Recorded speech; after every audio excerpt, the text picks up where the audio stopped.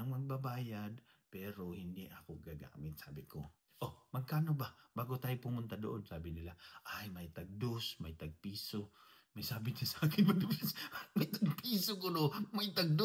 Sabi ko sa isip ko, sabi ko, may 20 pesos naman ako sa, sa bulsa ko. Go!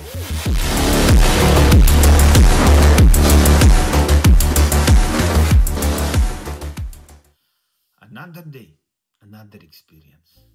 Nung una may difference, nung mga kabataan natin, di ba sabi ko hindi naman ako nagsisigarilyo. Definitely, hindi ako nakatikim ng kahit anong mga droga na yan, di ba? Yung pinagbabawal ng gamot, di ba?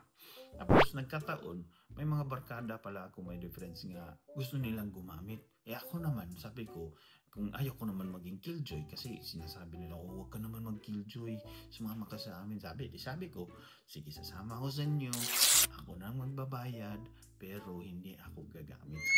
Pero siniguro ko muna kung magkano kasi mahal, di ko alam, nasa isip ko, mga mahal talaga yan sasabi ko, oh, magkano ba bago tayo pumunta doon? Sabi nila, ay, may tag-2, may tag-piso. May sabi niya sa akin, may tag-piso ko, no? May tag-2.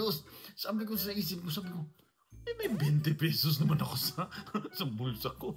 Go! Sabi niya, oh, sige, punta tayo doon. Pumunta na kami doon. Sabi niya sa akin, tanong siya sa akin, oh, ilan bang kukunin natin? Sabi ko, piso 2, tapos may 20 ako. Sabi ko, ilan? Ilan bang kaya ninyo? Sabi nila, ay, 2 piso lang. Sabi ko, okay. Sabi ko, ang problema, may 20 nga ako Di ba, may 20 pesos ako sa bulsa. Sabi ko sa isip ko, di kumuha sila ng 2 tag-piso. Di tapos na sila. Sabi nila, oh, bayaran na natin, Lucas. Sabi ko, oh, sige, binigyan ko talaga sila ng 20. What? Napatingin sila sa akin, bago silang gumamit, parang nagdilaiti sila pagtingin sa akin. Ano ka? Nagjo-joke ka ba? Sabi ko, ba't ako magjo-joke? Ayun, bigyan mo sa akin sukli. Yung pala may difference. Yung piso, 1,000. Yung 2,000. Malay ko man. May 20 ako sa bulsa ko Piso lang pala. Punta kami ng ATM para kumuha ng pera. Sabi ko, sorry na. Malay ko man, ganyan pala ang tawag niya sa pera na yan.